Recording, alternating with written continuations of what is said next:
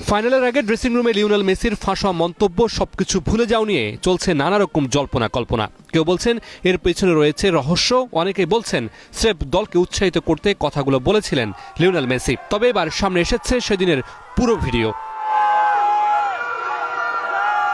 Messi সেখানে বলেন, চলো ছেলেরা শান্ত থাকো, সবচেয়ে গুরুত্বপূর্ণ বিষয় হলো শান্ত থাকা, শুধু খেলার কথাই ভাবো, সবকিছু ভুলে যাও, শুধু খেলাটাই ভাবো।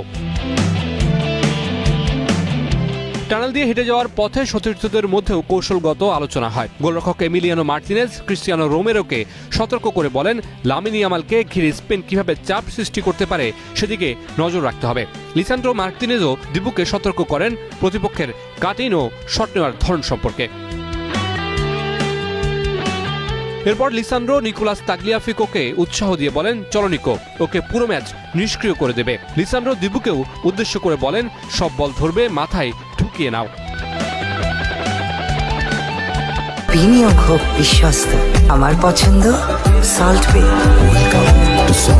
এই সময় সামনে থাকা মেসি ঘুরে সেন্টার ব্যাকদের দিকে বেশ কিছু সতর্ক বার্তা দেন। প্রথম দিকের কিছু কথার সাউন্ড শোনা না গেলেও পরের দিকে শোনা যায় ওরা সামনে উঠে গেলে লিয়ান্ড্রো পারেদেস আর এনজো ফার্নান্দেসকে বলবে যেন বেশি উপরে চলে না যায়।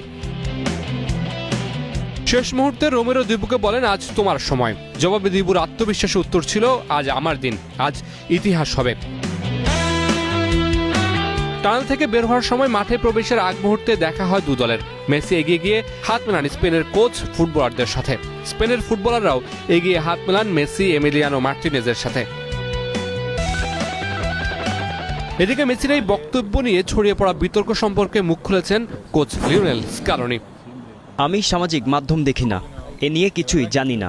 এই হার অবশ্যই কষ্টের, কারণ তারা দেশের মানুষকে আনন্দ দিতে পারেননি। তবে তার বিশ্বাস, এই বাস্তবতা মেনে নেওয়াই ভবিষ্যতে আর্জেন্টিনাকে আরও শক্তিশালী করে তুলবে। দলের মধ্যে কোনো ধরনের অস্থিরতা নেই, সাফ জানিয়ে দিয়েছেন Scaloni. Mamunur Rashid, star play.